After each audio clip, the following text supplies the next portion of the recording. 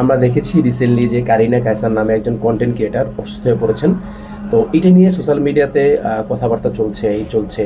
তো আমি এর ফাঁকে কিছু কমেন্টস দেখলাম, যে কমেন্টসগুলো দেখে আমার কাছে খুব বাজে লাগলো, এই জন্য ভাবলাম যে শেয়ার করা দরকার। তো কিছু কিছু ব্যক্তি হচ্ছে লিখতেছিল এভাবে যে আল্লাহর গজব পড়ছে, কেউ লিখতেছিল যে মানুষ এভাবেই জাহান্নামে চলে যায়, নাউজুবিল্লাহ। এই টাইপের কিছু আজে বাজে কমেন্ট ছিল। আমি কি করলাম, ওই ব্যক্তিদের আইডিগুলোতে ঢুকলাম যে আসলে দেখি এরা কোন লেভেলের পরেশগার ব্যক্তি বা বুজুর্গ ব্যক্তি। তো ঢুকে দেখলাম যে এরা এর থেকে আরো 3 গুণ বেশি খারাপ। হ্যাঁ, তো এই কথাগুলো বলার পিছনে একটা কারণ হচ্ছে এটা। দেখেন, একটা মানুষ অসুস্থ হয়ে পড়লে তাকে আপনি হঠাৎ করে প্রেডিকশন করতে পারেন না সে আল্লাহর গজব কিনা। কারণ আল্লাহ রাব্বুল আলামিন অসুস্থতা অনেক মাধ্যমে দেন। কোনো কোনো মানুষকে অসুস্থতার মাধ্যমে হচ্ছে আল্লাহ দিনের পথে নিয়ে আসেন। কোনো কোনো মানুষকে অসুস্থতার মাধ্যমে তাকে পরীক্ষা করেন, অনেকভাবে করেন। আপনি একটা মানুষ অসুস্থ হয়ে পড়লো, একটা মানুষ হতাশাগ্রস্ত হয়ে পড়লো, তার মধ্যে আপনি কখনোই বলতে পারেন না যে এই ব্যক্তি হচ্ছে আল্লাহর গজব পড়ছে।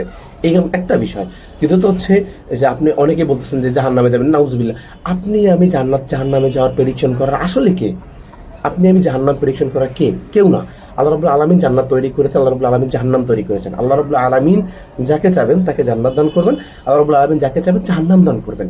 আপনার আমার প্রেডিকশন করা এখানে কিছু নাই। আপনি আমি যখন এটা প্রেডিকশন করি তখন আল্লাহ রাব্বুল আলামিনের উল্টারা নারাজ হন এবং আপনার উপরে সেই গজবটা এসে পড়তায়।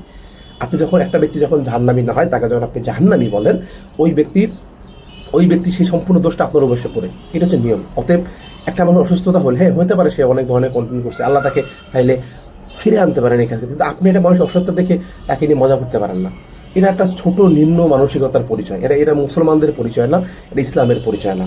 আমরা এইভাবে কিছু কার্যক্রম করে আমরা ইসলামের নামে হচ্ছে ফালতুগিরি করি এবং এটার মাধ্যমে মানুষের সামনে ইসলামকে খুব খারাপভাবে রিপ্রেজেন্ট করি। আল্লাহ আমাদেরকে বোঝার তৌফিক দান করুক, আমিন। আসসালামু আলাইকুম ওয়া রাহমাতুল্লাহি ওয়া বারাকাতুহু।